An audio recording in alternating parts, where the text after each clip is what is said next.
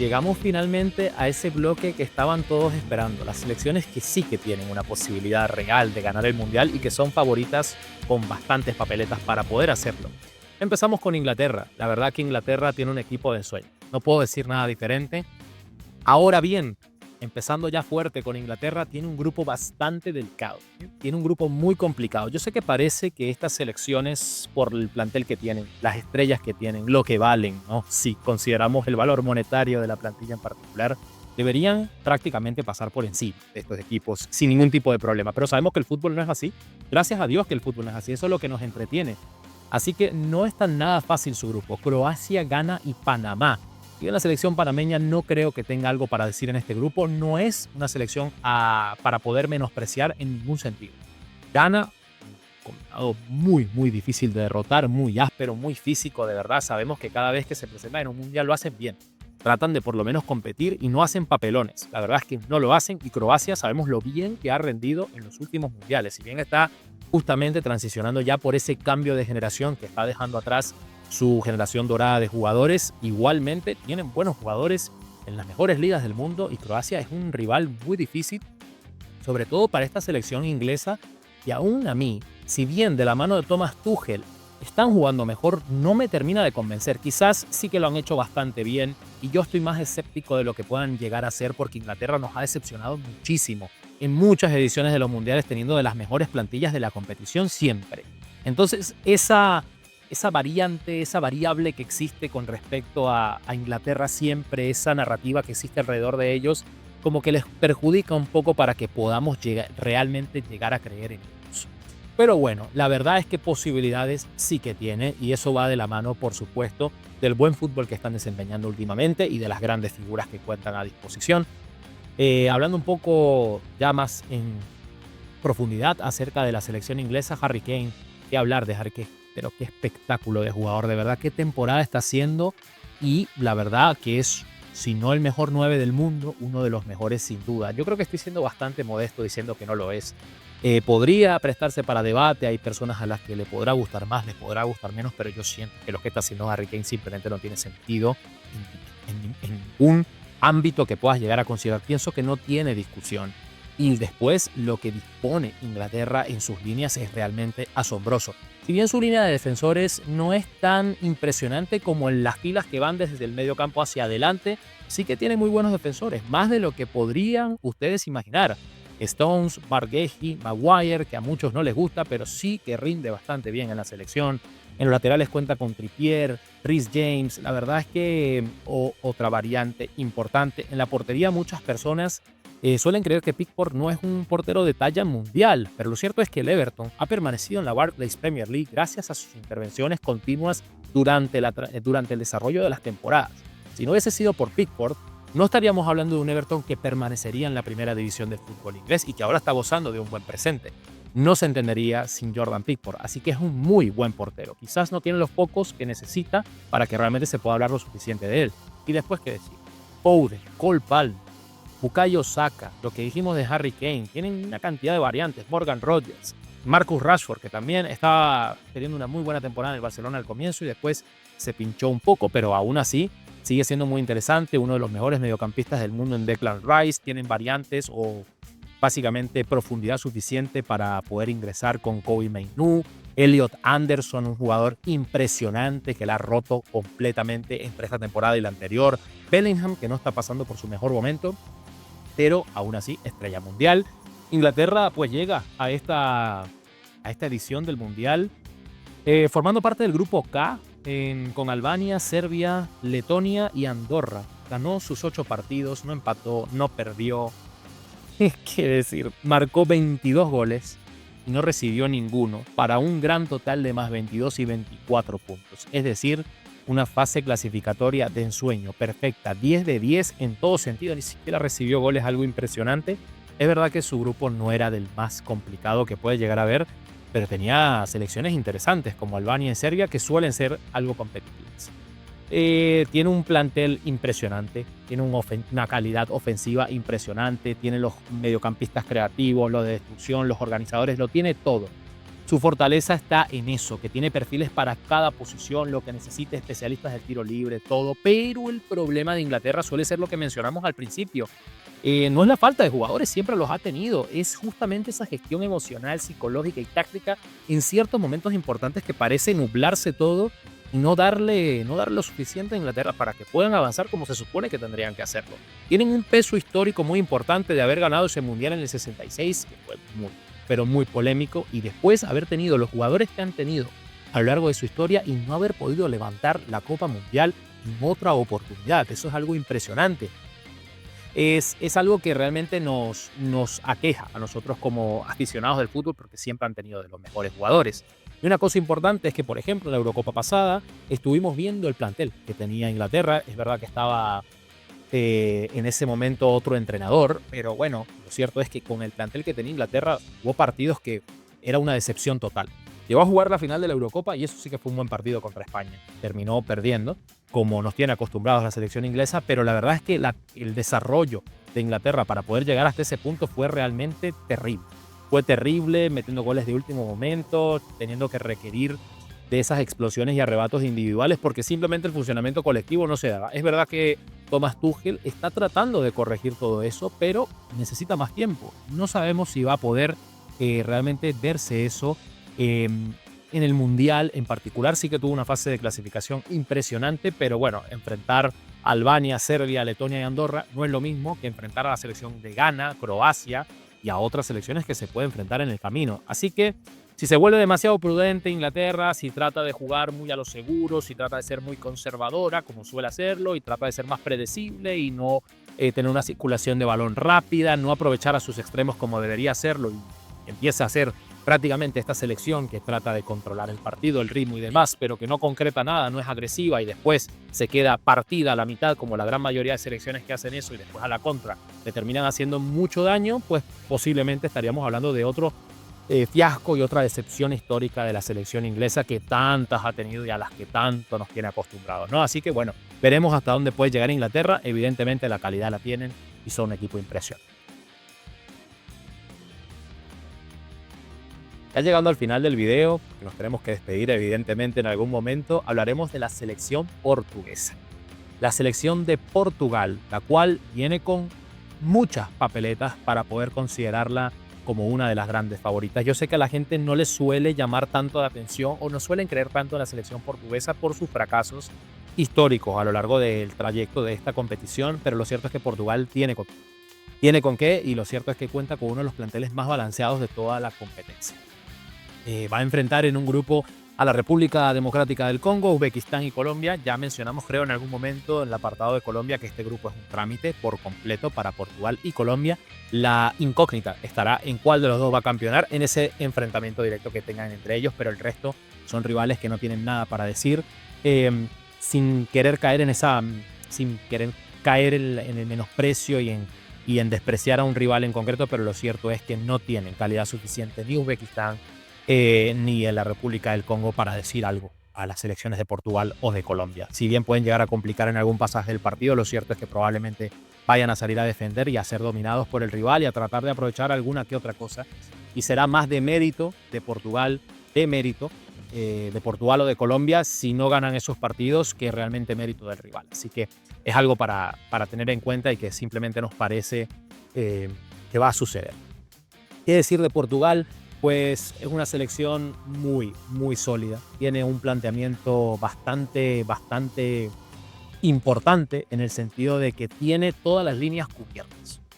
Tiene posiblemente el mejor lateral del mundo en Nuno Mendes. También tiene jugadores muy interesantes en otro costado, como por ejemplo João Cancelo. Cuentan con defensores de calidad como Rubén Díaz. En el mediocampo, por el amor de Dios, yo estoy enamorado de cómo juega Vitinha. Es un gusto particular. Tienen a Bernardo Silva, tienen a Joao Neves, Bruno Fernández. Es más, tienen tantos jugadores en el mediocampo que van a tener que ver cómo pueden justamente colocarlos en posiciones determinadas. Bruno Fernández, en ese último partido, de hecho, contra Armenia, jugó como falso extremo, lo cual fue súper raro. Pero bueno, es un jugador que evidentemente puede ocupar varias posiciones de la cancha. Quizá la única pega, como dicen en España, que puede llegar a existir con esta selección de Portugal sería en la delantera. Lo explico, porque van a decir los que son fan de Cristiano Ronaldo que no creo en él. No, por supuesto que creo en él, pero tenemos que entender que tiene una cierta edad. Y es lo mismo que dijimos de Messi. No se puede confiar en Cristiano Ronaldo a pesar de su físico, lo imponente que es, en que va a poder jugar todos los 90 minutos en todos los partidos. No se puede poner esa presión sobre él. Adicionalmente, cuando se ha querido jugar para Cristiano Ronaldo, sobre todo en lo que fue la última Eurocopa, no ha salido muy bien. Para que él alcance hitos individuales y para que pueda llegar a ser más histórico de lo que ya es, la verdad es que Portugal no tuvo una buena presentación en la Eurocopa, más allá de que sí que llegó un poco lejos, pero la verdad es que se esperaba mucho más, eso es lo cierto. Así que en la medida de que Portugal pueda encontrar una identidad de juego colectiva para las grandes figuras que tiene y pueda funcionar más como lo que sucede en el Paris Saint-Germain, por ejemplo, con el medio campo y jugadores de este nivel, o como los tienen evidentemente Rafael Leao, Gonzalo Ramos, la verdad, tienen jugadores muy buenos. Si ellos pueden hacer que su fútbol no dependa únicamente de una figura, como trataron de hacer en la última edición de la Eurocopa, la verdad es que tienen muchísimo para decir. De hecho, en la final de la UEFA Nations League hicieron algo realmente impresionante, algo que muy pocas selecciones van a poder lograr, pero que prácticamente sería o Argentina o Portugal, contra la selección española, que es dictarle a la selección de España cómo se tiene que jugar el partido, con qué ritmo y con qué condiciones, algo que es la especialidad literalmente de la selección española. Así que eso lo logró hacer Portugal en la final de la UEFA Nations League y terminó ganando, metió a España atrás en un momento determinado, si bien el juego tuvo pasajes, fue un partidazo, pero Portugal lo logró hacer y no jugó para una sola estrella en particular, sino como una unidad colectiva y realmente fue indetenible y lo cierto es que van a llegar tan lejos como se lo propongan. Su mayor ventaja es que puede ganar de todas las maneras que se les puedan imaginar, teniendo la posesión, con ataques rápidos, con centros laterales, tienen para cabecear, tienen presión alta, esperando que los jugadores puedan llegar allí, pueden esperar un poco más bajo, esperando salir en velocidad, tienen todos los recursos. El problema de Portugal es justamente eso, un poquito esa mancha histórica, de verdad que sí que han llegado lejos en los mundiales, pero han tenido buenas selecciones y no han podido dar el golpe sobre la mesa que termine de catapultarlos hacia esa final del mundial o hacia esa consideración real de que son un equipo muy, muy serio a pesar de las figuras.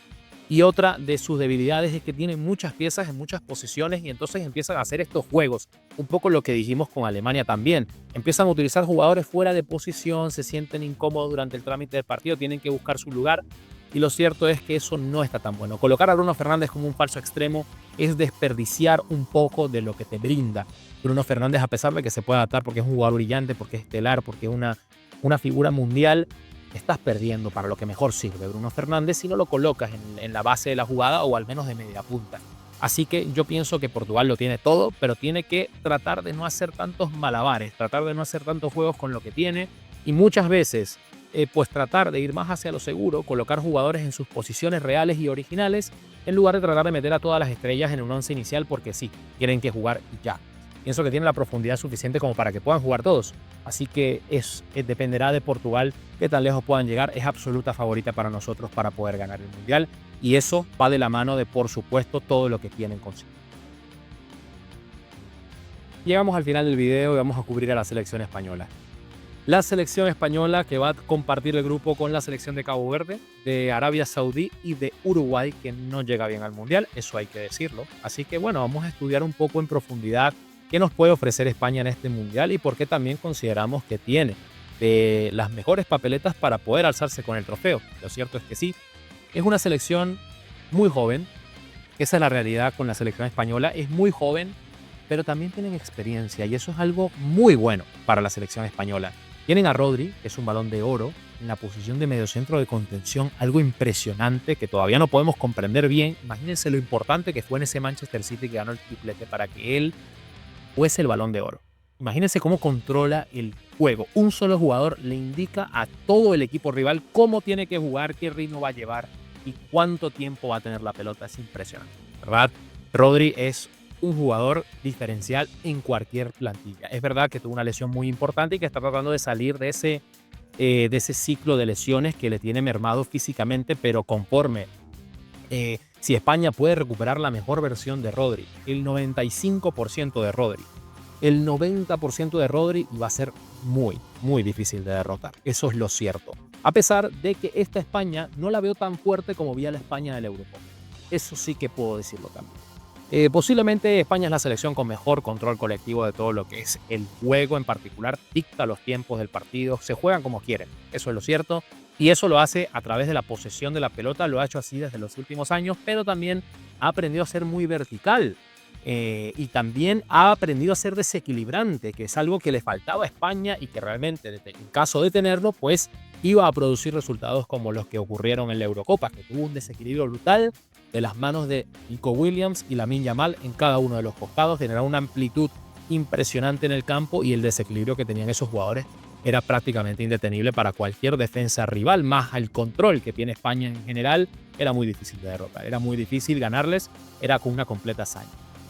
Así que eso es algo que realmente está en el ADN de la selección española, quizá una de las selecciones del Mundial con más identidad o con una identidad más clara, sabe exactamente a lo que quiere jugar e incluso se ha sabido adaptar en algunos casos a jugar otros tipos de fútbol, porque lo cierto es que en esa final que mencionamos contra Portugal en la UEFA Nations League, Portugal le quitó el balón y le impuso condiciones y reglas y aún así España logró ser muy competitivo y complicar en muchos pasajes y trámites del partido a Portugal, así que se pudo adaptar, supo ser resiliente y a tratar de jugar con un plan B que no era el diseñado inicialmente. ¿Qué decir de los jugadores que tiene España? Bueno, la verdad, un completo deleite, por supuesto. Tienen a Lamine Yamal del lado derecho, tienen a Nico Williams del lado izquierdo, no se sabe si va a llegar al Mundial, así que eso podría ser un factor determinante. Igualmente, si llega, no está teniendo su mejor momento, eso para indicarlo. Y después, posiblemente el mejor mediocampo de toda la competición. Nada más con Pedri y Rodri, ¿qué más puedo decir? Allí acompáñele con quien usted quiera. Puede poner a Fabián, puede poner a Dani Olmo, puede poner a, no lo sé, Mikel Merino, puede también por ahí a poner a Zubimendi. Es que fíjense los nombres que tiene a disposición España en el mediocampo, puede hacer gala de intercambiar piezas, moverlas así como quieran y aún así van a tener jugadores en el mediocampo impresionantes. Tiene una línea defensiva muy sólida. Nosotros siempre hemos dicho que la defensiva de España no es la que más impone en términos físicos o en términos de rapidez o en ese tipo de fortalezas, ¿no? Pero sí que decimos que son muy, muy inteligentes. Son centrales con una salida de balón muy espectacular, muy limpia. Tienen a centrales que, por ejemplo, Dinghausen no está contando con su mejor nivel en este momento. Pero bueno, es un jugador interesante. Después tienen a Laporte con mucha experiencia, Lenormand. Han tenido muchos centrales allí. Está el central de Barcelona, que es muy bueno también. Está Cucurella, está... pues tienen de verdad muchísimas opciones. Cucurella de uno de los mejores laterales izquierdos del mundo en este momento. Quizás lo que quisiéramos mencionar por parte de España es que lo que consiguió en la Eurocopa, que es esa verticalidad acompañada con un control de juego que fue prácticamente infalible y fue lo que hizo que terminaran ganando, quizás si Nico Williams no está a su mejor nivel por el lado izquierdo o si no juega, no forma parte de la alineación directamente, pues España va a perder un poco de verticalidad en ese extremo. Y si logran anular a Lamine Yamal del otro costado, iba a tener algunas complicaciones de las que ha tenido España en otro momento. La falta de agresividad, el trámite o la circulación de balón de un lado a otro, pero muy lento, sin poder realmente penetrar las defensas rivales, y eso va a causar que España tenga alguna dificultad. Sin embargo, creo que tienen algunas variantes. Si, por ejemplo, Nico Williams no está a su mejor nivel o no va a jugar en completo, pues bueno, Cucurella, quizás un lateral de corte más defensivo, podría cambiar por Grimaldo, que es más ofensivo, y generar esa amplitud que generaba y desequilibrio Nico Williams. Y después podrían contar con cualquier otro extremo que se meta más por dentro y trate de hacer las cosas que hacía Nico Williams en primer lugar, ¿no? Sin llegar a ser lo que fue Nico Williams en la Eurocopa. Y después el número 9, Oyarzábal, que no es un número 9, lo hace muy bien con España, así que para mí no es un problema, a pesar de que puede ser o suele ser una crítica que se le hace a la selección española, que va sin 9 prácticamente siempre, pero lo hace muy bien. Después tienen porteros impresionantes, David Raya, Unai Simón. La verdad es que está muy, muy complicado ver quién va a ser el portero titular de la selección española. Posiblemente sea Unai Simón, porque es de la total confianza de Luis de la Fuente, pero tienen demasiadas opciones ahí también. Así que realmente España tiene todas las papeletas para ganar el Mundial, tiene jugadores impresionantes, tiene a su máxima figura, todo el equipo gira en torno a él, Lamine Yamal, con lo pequeño que es, con lo joven que es, ya ha sido determinante para la selección española, puede tener ese pequeño problema y por supuesto lo que hemos mencionado de otras selecciones también cuando tratan de imponer su ritmo y controlar el partido. Va a tener que enfrentar algunas dificultades en transiciones y en ese golpe que le tratan de de conectar a España cuando justamente corren a sus espaldas y pierden la pelota. Pero más allá de eso, por supuesto que España tiene muchas, muchas papeletas para poder ganar el Mundial del 2026. ¿Qué podemos decir de todo lo que hemos dicho? La verdad es que no hicimos un ranking, simplemente hicimos un breakdown de lo que nos parece que puede ser o puede tener cada selección como fortaleza o debilidad para poder ganar el Mundial. Las últimas 5 que mencionamos sí nos parecen tienen condiciones reales y, digamos, argumentos fuertes para poder al menos colocar su nombre en la mesa y decir, yo tengo algo para decir. Pero más allá de eso, no queremos hacer un ranking y decir quién nos parece que va a ganar el Mundial. Parece que va a darse entre una cierta cantidad de situaciones, condiciones y variables que dependerán un poquito de cuál sea el planteamiento, de cuáles sean las condiciones en ese momento dado. Así que estas son las debilidades y fortalezas que tienen cada una de estas selecciones que son muy, pero muy buenas. Así que si te gustó el video, dale un like y nos veremos para el próximo, en el cual entraremos más en detalle en cada una de estas selecciones, cómo juegan, cómo podrían cambiar, cómo llegan al Mundial, sus formaciones y demás. Así que si estás interesado, nos vemos la siguiente vez.